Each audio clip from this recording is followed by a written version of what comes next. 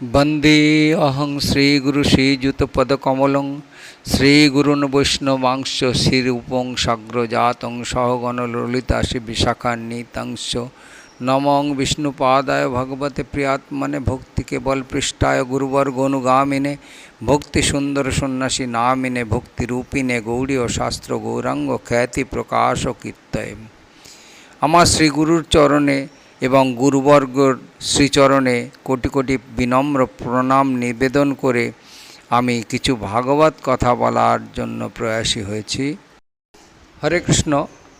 आज के आलोच्य विषय ब्राह्मणेर प्रकार कत रकम सेई विषये श्री नारद मुनि परपर किभाबे व्याख्या करेछेन आमरा आस्वादन करब।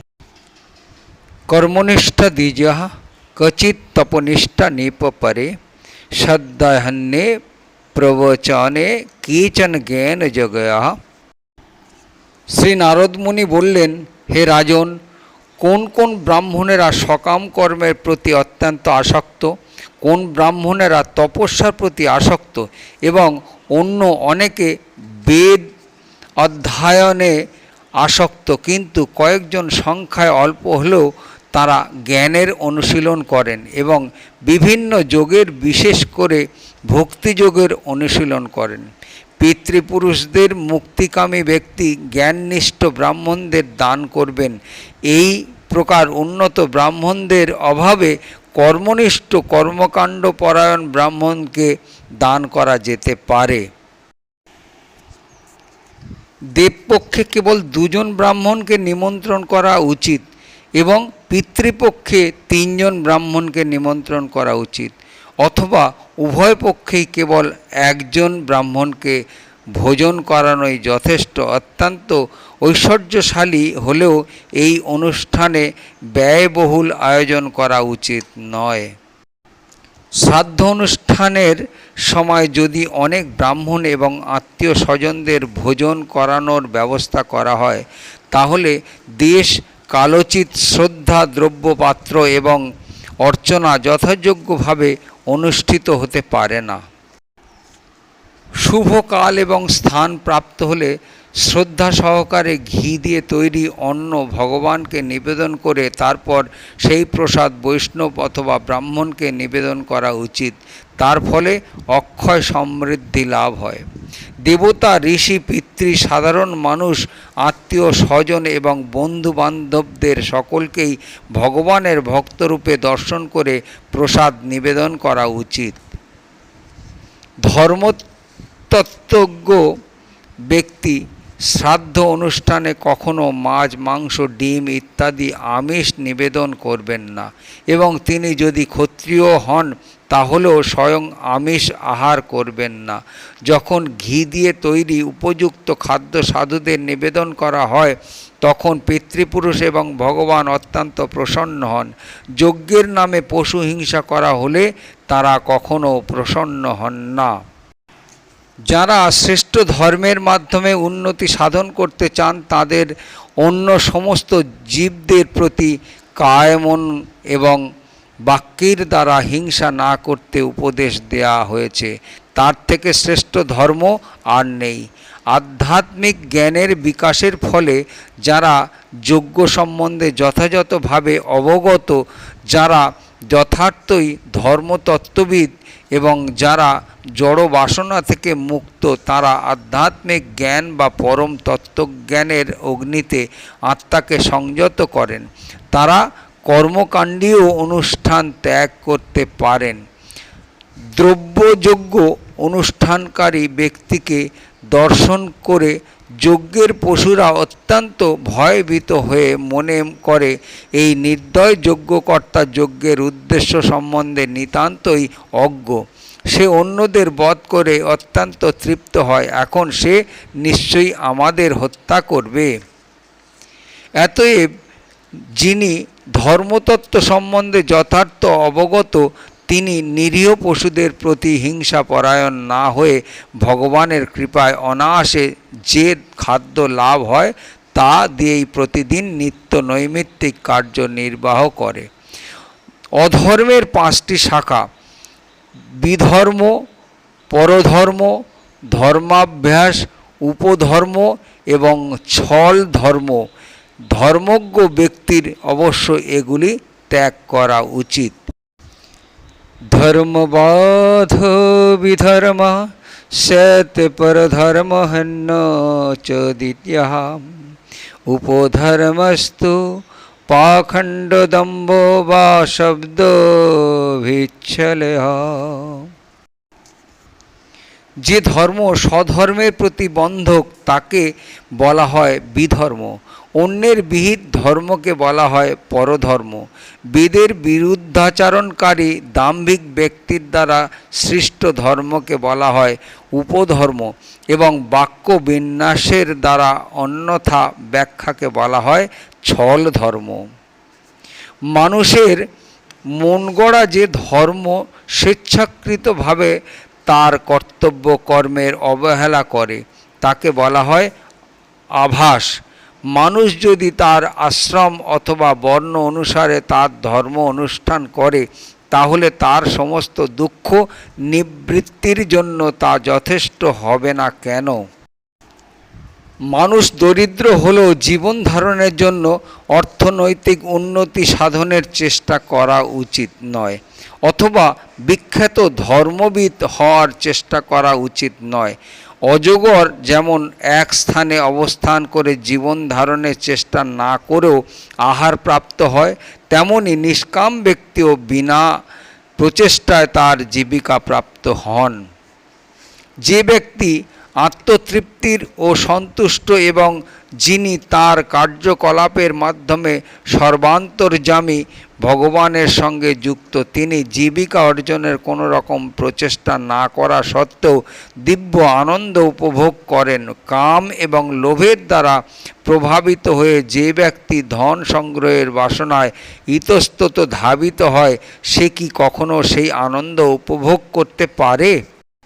পাদুকা পরিহিত ব্যক্তির যেমন পাথরকুচি এবং কাঁটার উপর দিয়ে হেঁটে গেলেও কোনো ক্ষতি হয় না, তেমনি সন্তুষ্ট চিত্ত ব্যক্তির কোনো ক্লেশ হয় না।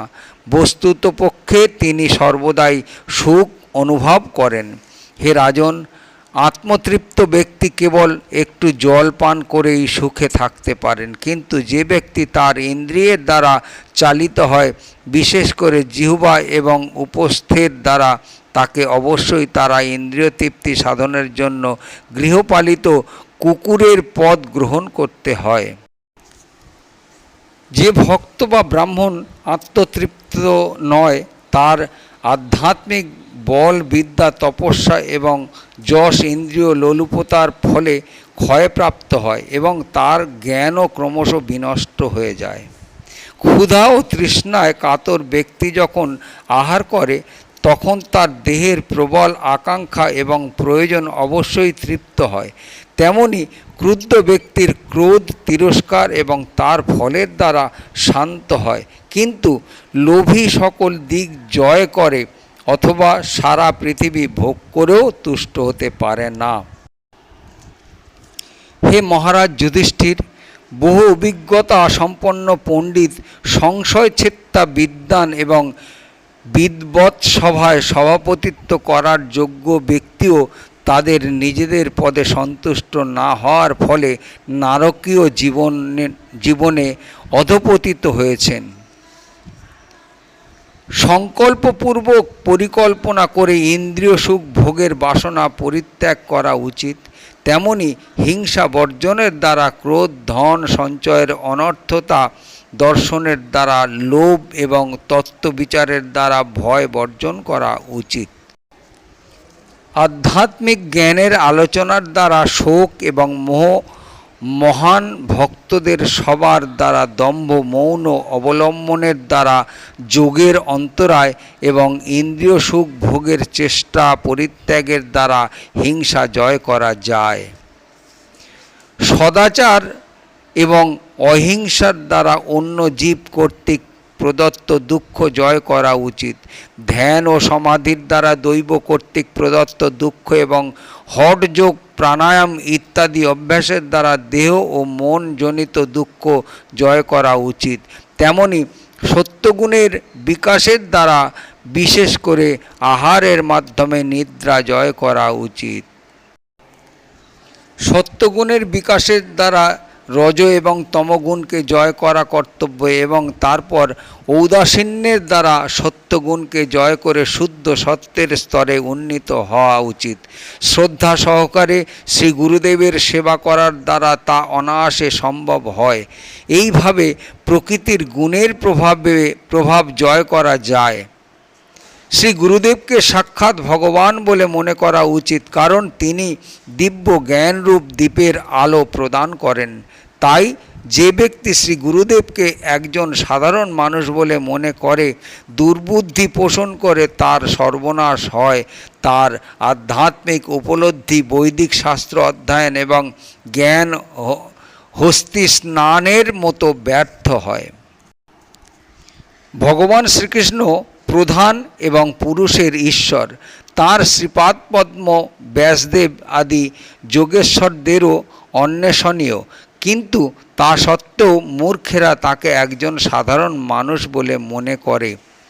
ক্রিয়াকর্মের অনুষ্ঠান, বিধি নিষেধ, তপস্যা এবং যোগ সাধনের উদ্দেশ্য হচ্ছে মন এবং ইন্দ্রিয়কে সংযত করা। কিন্তু মন এবং ইন্দ্রিয়কে সংযত করার পরেও সে যদি ভগবানের ধ্যান ধারণা করতে না পারে, তাহলে তার এই সমস্ত কার্যকলাপ ব্যর্থ পরিশ্রম মাত্র। পেশাদারী কার্যকলাপ অথবা ব্যবসা যেমন পারমার্থিক উন্নতি সাধনের সাহায্য না করে কেবল জড় বন্ধনের কারণ হয়, তেমনি বৈদিক কর্মের অনুষ্ঠানের ফলে ভগবৎ বিমুখী অভক্তের কোনো লাভ হয় না। যে ব্যক্তি তার মনকে জয় করতে ইচ্ছুক, তার অবশ্য কর্তব্য আত্মীয় স্বজনের সঙ্গ ত্যাগ করে দূষিত সঙ্গ থেকে মুক্ত হয়ে নির্জন স্থানে বাস করা এবং কেবল দেহ ধারণের জন্য মিতাহারী হয়ে যতটুকু প্রয়োজন কেবল ততটুকু ভিক্ষা করা। হে রাজন, যোগ অভ্যাস করার জন্য পবিত্র তীর্থস্থানে সমতল ক্ষেত্রে আসন স্থাপন করা উচিত এবং ঋজুভাবে সুখে সেই আসনে উপবেশনপূর্বক চিত্ত স্থির করে বৈদিক প্রণব মন্ত্র জপ করা কর্তব্য। নাসিকার অগ্রভাগে দৃষ্টি স্থির করে অভিজ্ঞ যোগী পুরো কুম্ভক এবং রেচক দ্বারা প্রাণ এবং অপান বায়ুকে সম্পূর্ণরূপে নিরোধ করে মনের সমস্ত বাসনা পরিত্যাগ করবেন।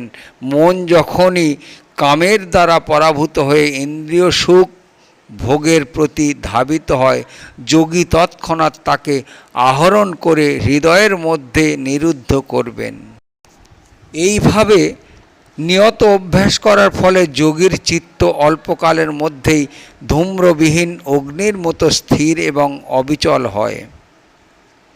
চেতনা যখন আর কাম বাসনার দ্বারা কলুষিত হয় না, তখন তা সমস্ত কার্যকলাপে প্রশান্ত হয়, কারণ তখন নিত্য আনন্দময় জীবনে অধিষ্ঠিত হওয়া যায় এবং একবার সেই স্তরে অধিষ্ঠিত হলে আর জড়জাগতিক কার্যকলাপে ফিরে আসতে হয় না। পরমেশ্বর ভগবান এখন এখানে উপস্থিত, যার রূপ ব্রহ্মা, শিব আদি মহাপুরুষেরাও বুঝতে পারেন না। ভক্তদের নিষ্ঠাপূর্ণ আত্মসমর্পণের জন্য তিনি তাদের দ্বারা উপলব্ধ হন। সেই পরমেশ্বর ভগবান, যিনি তার ভক্তদের পালক এবং যিনি মৌনতা, ভক্তি এবং জড় কার্যকলাপের নিবৃত্তির দ্বারা পূজিত হন, তিনি আমাদের প্রতি প্রসন্ন হন।